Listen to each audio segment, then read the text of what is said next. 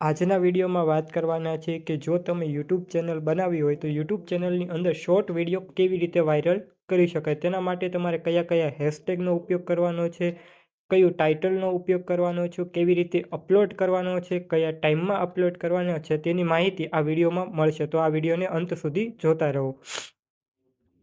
સૌપ્રથમ તમારે યુટ્યુબ એપ્લિકેશનને ઓપન કરવાની છે. ઓપન કર્યા બાદ તમે જે શોર્ટ અપલોડ કરવા માંગો છો તેને સિલેક્ટ કરવાનું છે. સિલેક્ટ કર્યા બાદ નેક્સ્ટનું જેવું તમે બટન દબાવશો એટલે તમને આ પ્રકારનું પેજ જોવા મળશે. આ પેજ ઉપર તમારે ટાઇટલમાં સૌપ્રથમ તો તમે જે વિડીયો બનાવ્યો છે અથવા તો જે વિડીયો છે એને રિલેટેડ તમારે ટાઇટલ નાખવાનું. જેમ કે હું અત્યારે સ્ટેટસનું વિડીયો બનાવી રહ્યો છું અથવા તો સ્ટેટસનું વિડીયો અપલોડ કરી રહ્યો છો તો એને રિલેટિવ હું ટાઇટલ નાખી. જેમ કે મારું ટાઇટલ છે રાધાકૃષ્ણ ન્યૂ ટેટસ, તો એને રિલેટિવ હું હેશટેગનો ઉપયોગ કરી. જેમ કે ટેટસ, રાધાશ્યામ ભજન, રાધાકૃષ્ણ, આવી રીતે અલગ અલગ હેશટેગનો હું ઉપયોગ કરીશ. જેમ કે રાધાકૃષ્ણ ન્યૂ ભગવાનના ટેટસ, આવી રીતે હું હેશટેગનો ઉપયોગ કરીશ. હેશટેગનો ઉપયોગ થઈ ગયા બાદ તમારે હેશટેગને કોપી કરી લેવાનું છે.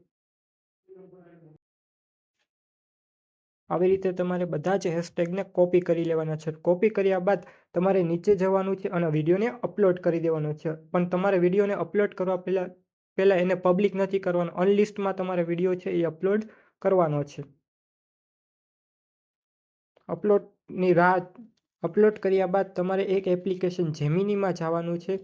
આ જેમિનીમાં જઈને તમારે હેશટેગ છે એ સર્ચ કરવાના છે. વિડીયોને રિલેટિવ હેશટેગ છે એ તમારે અહીંથી કોપી કરવાના છે. કોપી કરીને હેશટેગનો ઉપયોગ તમે ડિસ્ક્રિપ્શનમાં કરી શકશો. તો અહીંયા આપણે નાખવાનું છે રાધાકૃષ્ણ હેશટેગ. જો મેં જે વિડીયો બનાવ્યો છે એને રિલેટિવ હું ટેગનો ઉપયોગ કરીશ.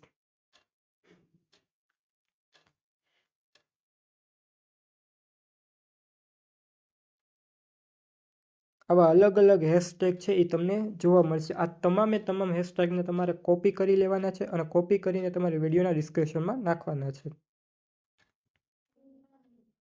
વિડીયો અપલોડ થઈ ગયા બાદ તમારે ફરી વખત એને ઓપન કરવાનો છે. ઓપન બાદ 3 ડોટ ઉપર ક્લિક કરીને એડિટમાં જઈને ફરી વખત એ વિડીયોના ડિસ્ક્રિપ્શનમાં જવાનું છે. તમે જે હેશટેગ કોપી કર્યા છે એને તમામે તમામ હેશટેગને ફરી વખત કોપી કરીને ડિસ્ક્રિપ્શનમાં તમારે એડ કરી દેવાના છે.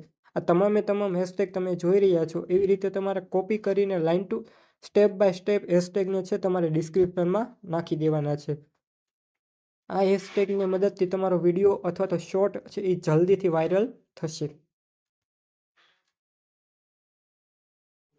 તમામે તમામ હેશટેગ છે એ તમારે આવી રીતે સ્ટેપ બાય સ્ટેપ કોપી કરીને ડિસ્ક્રિપ્શનમાં નાખવાનું છે. ત્યારબાદ તમારે જે ટાઇટલ છે એને કોપી કરીને ડિસ્ક્રિપ્શનના ફર્સ્ટ પેજ ઉપર તમારે એને કોપી કરીને પેસ્ટ કરી દેવાનું છે. આવી રીતે કર્યા બાદ તમારે બહાર આવી જવાનું છે અથવા તો બેક આવી જવાનું છે. ત્યારબાદ તમારે ટેગના ઓપ્શનમાં જવાનું છે અને વિડીયોને રિલેટિવ ટેગ છે એનો ઉપયોગ કરવાનો છે. જેમ કે અહીં ઉપયોગ થાય છે રાધાકૃષ્ણ ન્યૂ ટેટસ, પછી થાય છે પાછું રાધાકૃષ્ણ ટેટસ.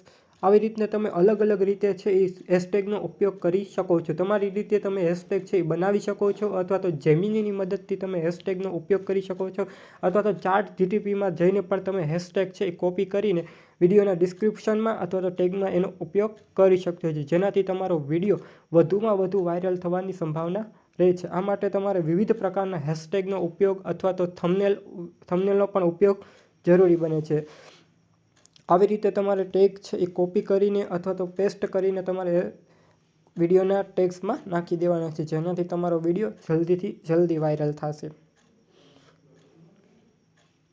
આવી રીતે વિવિધ પ્રકારના હેશટેગ છે એનો ઉપયોગ તમારે કરવાનો છે. આ હેશટેગ દ્વારા વિડીયો તમારા સર્ચ બારમાં આવશે અથવા તો સર્ચ દ્વારા વિડીયો આસાનીથી ગોતી પણ શકાશે.